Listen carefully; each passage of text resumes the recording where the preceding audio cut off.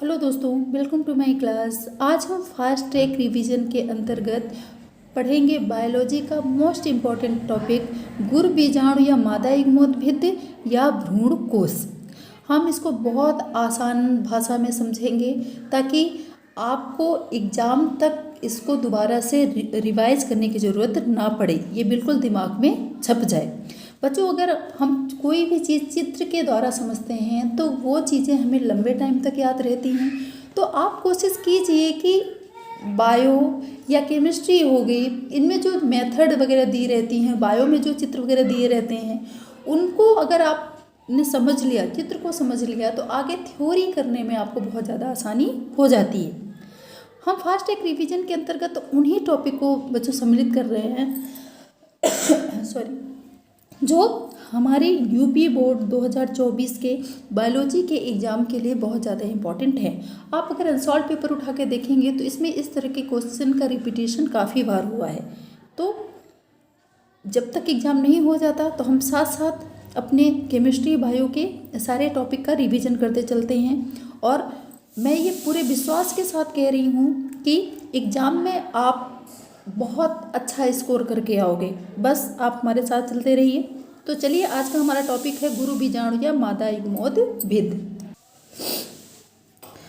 बच्चों देखिए, बीजांड के अंदर स्थित सबसे नीचे की सक्रिय गुरु बीजाणु कोशिका, ठीक है। जो किसी भी फ्लावर का बीजांड होता है, बीजांड के अंदर सबसे नीचे वाले भाग में जो सक्रिय कोशिका होती है, सक्रिय गुरु बीजाणु कोशिका का केंद्रक, ठीक है, सक्रिय गुरु बीजाणु कोशिका का केंद्रक दो भागों में विभाजित होकर दो नए केंद्रकों का निर्माण करता है। ये दोनों केंद्रक विपरीत ध्रुवों की ओर, दो नए केंद्रक बनेंगे तो विपरीत ध्रुवों की ओर, मतलब दो नए केंद्रक बन गए तो विपरीत ध्रुव, एक नॉर्थ साइड जाएगा तो एक साउथ साइड, मतलब एक बीजांड द्वार की तरफ जाएगा और दूसरा कहाँ जाएगा, निभाग या प्रतिमुख कोशिकाओं की तरफ, ठीक है। चले जाते हैं और वहाँ पर इनमें समसूत्री विभाजन होता है जिससे 8 केंद्रकों का निर्माण होता है। अब एक आपकी जो केंद्रक था वो यहाँ चला गया, दूसरा कहाँ चला गया, इधर चला गया, तो वहाँ पे किसका निर्माण हुआ, अब इनमें समसूत्री विभाजन हुआ। समसूत्री विभाजन के फलस्वरूप मतलब दोनों ध्रुवों पर 4 नए केंद्रकों का निर्माण हुआ, मतलब केंद्रक टोटल कितने हो गए, 8, ठीक है। जिसमें से 4 केंद्रक निभाग की ओर और 4 केंद्रक कहाँ स्थित होंगे, बीजांड द्वार की तरफ। बीजांड द्वार मतलब जहाँ से पराग नलिका किसमें, बीजांड में प्रवेश करती है, वो आपका क्या कहलाता है, बीजांड द्वार। अब देखिए, जिनमें से दोनों तरफ से एक केंद्रक आगे बढ़कर, ठीक है, उनमें से एक केंद्रक, इधर से एक केंद्रक और इधर से एक केंद्रक, टोटल यहाँ पे केंद्रक कितने थे, 4, यहाँ पे 4 थे और इधर निभाग की तरफ भी 4 थे। 4 में से एक केंद्रक केंद्र में आ जाएंगे और किसका निर्माण करते हैं बच्चों, ध्रुवीय केंद्रक का। ये है आपके ध्रुवीय केंद्रक,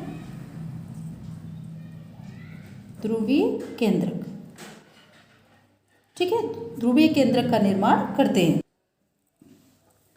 केंद्रक आगे बढ़कर केंद्र में द्वितीय केंद्रक का निर्माण करते हैं। इन तीनों कोशिकाओं में से एक अंड कोशिका कहलाती है तथा इसी प्रकार विपरीत भाग पर तीनों केंद्रक प्रतिमुख कोशिकाओं का निर्माण करते हैं, ठीक है।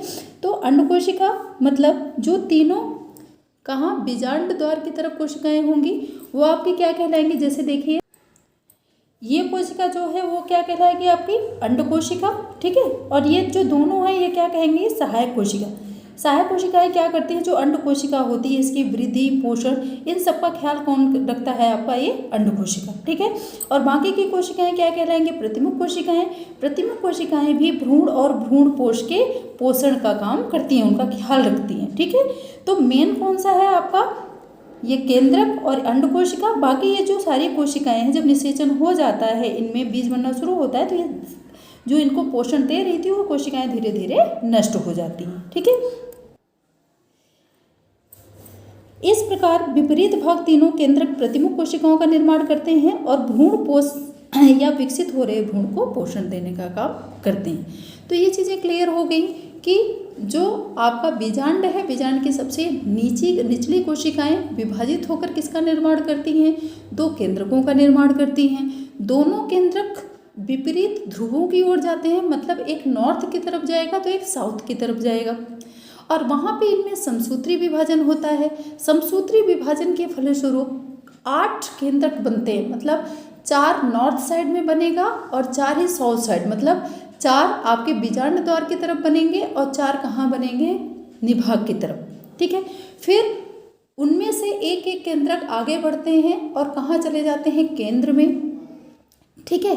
और वहाँ पे फिर आगे की प्रोसेस होती है, जो आपकी अंड कोशिका होती है नीचे की तरफ। 3 जो केंद्रक नीचे बचे थे उनमें से एक जो है वो किसका निर्माण कर लेता है? थोड़ा बड़ा हो जाता है दूसरों से, और किसका निर्माण कर लेता है? अंड कोशिका का। और बाकी जो कोशिकाएं हैं वो क्या करती हैं?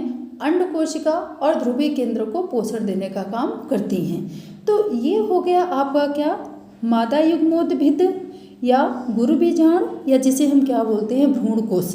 बच्चों अगर इसमें से कोई भी क्वेश्चन, देखिए क्वेश्चन थोड़ा घुमा के पूछता है, या पूछ देगा गुरु बीजाणु या मादा युग्मोद्भिद या भ्रूणकोश को समझाइए, तो आप कंफ्यूज मत होइएगा, ये तीनों एक ही हैं, आप इसमें बिल्कुल भी कंफ्यूज नहीं होना।